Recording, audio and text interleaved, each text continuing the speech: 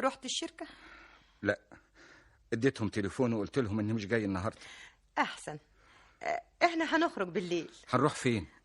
نسيت، احنا مش حاجزين تذاكر في المسرح. صحيح، كنت ناسي فعلا. طبعا. هتفكر فيا ولا هتفكر في امك؟ خلاص بقى يا تيتي، خلاص يا حبيبتي، الدكتور قال لك بلاش العصبية دي.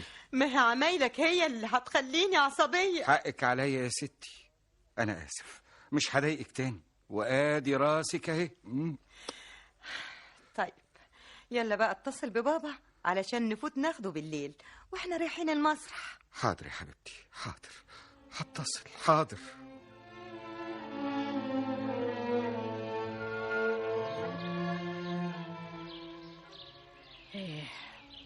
شفت بقى آخر تعبنا وشقانا على أولادنا يا أم صابر. ما تزعليش نفسك يا غزلان يا أختي،